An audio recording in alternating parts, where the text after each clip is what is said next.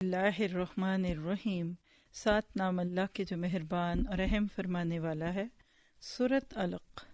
سورۃ علق وہ خوبصورت سورت ہے کہ جس کی ابتدائی آیات دین اسلام کی پہلی اینٹیں بنی تھی۔ اس کا آخری پارے میں آنا اور چند صورتوں سے پہلے آنا اس بات کی دلیل ہے کہ پیغام شروع میں ہو یا آخر میں ہو، اصل یہ ہے کہ اس پہ عمل کتنا کیا۔ یہ صورت اس بات کی دلیل ہے کہ ہم اس دنیا میں آنے کا مقصد سمجھیں، دین کی تعلیم کے ساتھ ساتھ دنیا کی تعلیم لیں گے تو بات پتہ چلے گی، کیونکہ پہلی ہی وحی میں سائنس کا علم ہے، انسان کی تخلیق کی طرف اشارہ ہے۔ دیکھتے ہیں کہ ہمارے لیے اس میں کیا سبق ہے۔ اقرأ بسم ربک الذی خلق، پڑھیے اے نبی اپنے رب کے نام کے ساتھ جس نے پیدا کیا۔ لفظ اقرا پہلی اینٹ ہے، اس سے پتہ چلتا ہے کہ علم کی اہمیت۔ دوسری بات ہے کہ بسم ربی کا، رب کے نام سے کیا مراد ہے؟ ہر وہ علم جو آپ کو رب سے جوڑ دے۔ آج ہمارے ہاں دو علوم الگ کر دیے گئے، ایک دینی اور ایک دنیاوی۔ حالانکہ کوئی علم بھی دنیاوی نہیں ہوتا، کوئی علم سیکولر نہیں ہے۔ اصل بات یہ ہے کہ اگر استاد اللہ سے جڑا ہوگا تو وہ سائنس پڑھائے یا میتھ پڑھائے یا جغرافی پڑھائے، وہ اپنے پڑھنے والے کو اللہ سے جوڑے گا۔ اور اگر خود استاد اللہ سے نہ جڑا ہو تو قرآن پڑھا کر بھی بعض دفعہ لوگ اللہ سے نہیں جڑتے اور جڑاتے۔ آپ کا میرا کام کیا ہونا چاہیے؟ سب سے پہلے تعلق باللہ کو مضبوط کریں اور اس کے بعد پھر علم حاصل کریں اور ہر علم کا سرا اللہ سے جوڑ دیں۔ خلق الانسان من علق، جس نے پیدا کیا انسان کو جمے ہوئے خون کے ایک لوتھڑے سے۔ دیکھیے ذرا، اس وقت کس کو پتا تھا کہ علق کیا ہے؟ انسان کی تخلیق یعنی ایمبریولوجی بتا دی گئی، اور یہ وہی ہستی بتا سکتی ہے جس نے انسان کو پیدا کیا ہے، ورنہ اس وقت تو کوئی جانتا بھی نہیں تھا کہ انسان دنیا میں جو آتا ہے اس کا طریقہ کیا ہے۔ اس سے دنیاوی علوم کو سمجھنا اور اس کی صحیح سوچ کے ساتھ پیروی کرنا، اس کی اہمیت پتہ چلتی ہے۔ اقرأ وربک الاکرم، پڑھو اور تمہارا رب بڑا کریم ہے۔ اللہ تعالیٰ کی شان ہے اس میں، کرم، نرمی، فیض، فضل، سب کچھ۔ الذی علم بالقلم، جس نے قلم کے ذریعے سے علم سکھایا۔ قلم کی اہمیت دیکھیے، سب سے پہلی چیز جس کی تخلیق کی گئی وہ قلم تھا، اور پھر اس کو کہا کہ لکھ، اور وہ لکھتا گیا اور انسانوں کی اور کائنات کی تقدیر لکھی گئی۔ اس سے قلم اور قلم کے ذریعے لکھنے کی اہمیت بھی سمجھ آتی ہے۔ علم الانسان ما لم یعلم، انسان کو وہ علم دیا جسے وہ جانتا ہی نہ تھا۔ یہ ہیں وہ آیات کہ جن کو پڑھ کر اللہ کے نبی صلی اللہ علیہ وسلم کے اوپر کیفیت طاری ہوئی کہ جس میں اضطراب بھی تھا، ایک بالکل نیا تجربہ تھا۔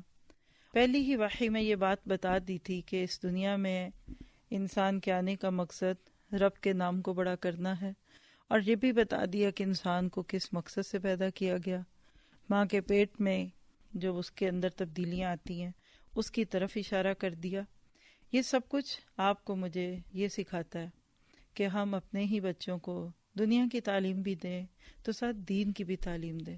جب علم الوحی کا سلسلہ کٹ جاتا ہے علم دنیا سے تو دنیا میں مسلمان کامیاب نہیں رہتے، لیکن جب دنیا کی تعلیم دینے والوں کا سلسلہ وحی کے علم سے کٹتا ہے تو پھر وہ دنیا کا علم لوگوں کے نفع کا نہیں رہتا۔ کلا ان الانسان لیطغی، ہرگز نہیں انسان سرکشی کرتا ہے۔ کلا کا لفظ پیچھے والی چیز کی نفی کے لیے آتا ہے۔ ایسے لگ رہا ہے کہ پیچھے کوئی بات ہو رہی تھی اور اس بات کو یہاں نگیٹ کیا جا رہا ہے۔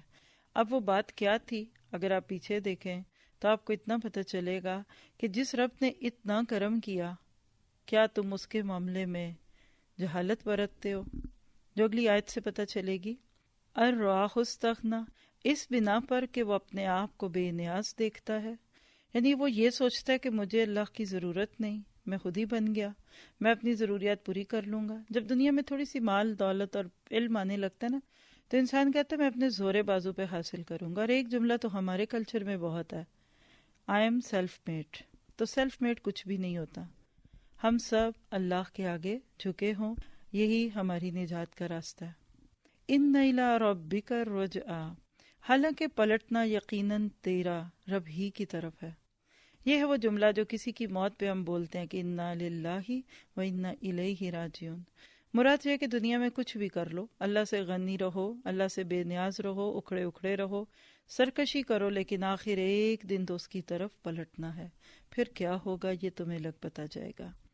ارأیت الذی ینہا، تم نے دیکھا اس کو، کس کو؟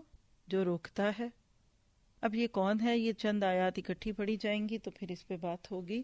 عبدن اذا صلی، ایک بندے کو منع کرتا ہے جب وہ نماز پڑھتا ہو. اصل میں ابو جہل کی طرف اشارہ ہے، جو ابتدائی دور میں اللہ کے نبی صلی اللہ علیہ وسلم کو نماز کے دوران تکلیف دی جاتی تھی اور بعض اوقات نماز پڑھنے سے روکا جاتا تھا. اور یہاں دیکھیں نبی صلی اللہ علیہ وسلم کے لیے لفظ عبد آیا ہے، اور قرآن پاک میں یہ بہت جگہ آپ دیکھیں گے کہ جہاں کوئی خاص بات ہے تو عبد، سبحان الذی اسری بعبدہ. سورہ کہف کے شروع میں الحمدللہ الذی انزل علی عبدہ. تو اس سے پتہ چلتا ہے کہ اللہ کے نبی عبد تھے، اللہ ہمیں بھی عبد بنا دے. ارأیت ان کان علی الہدی، تمہارا کیا خیال ہے اگر وہ بندہ راہ راست پر ہو، یعنی تم اس کو غلط سمجھتے ہو لیکن وہ خود ٹھیک ہو. اور اس سے بڑھ کر او امر بالتقوی، یا پرہیزگاری کی تلقین کرتا ہو، یعنی جس کو تم غلط سمجھتے ہو وہ ٹھیک ہو، اور صرف خود ہی ٹھیک نہ ہو، دوسروں کو بھی ٹھیک کرنے کی تڑپ ہو اس کے دل میں. ارأیت ان کذب وتولی، تمہارا کیا خیال ہے اگر یہ منع کرنے والا شخص حق کو جھٹلاتا اور منہ موڑتا ہو، یعنی جس کو یہ باتیں اچھی نہیں لگتی تو وہ اس بات سے منہ پھیر لے.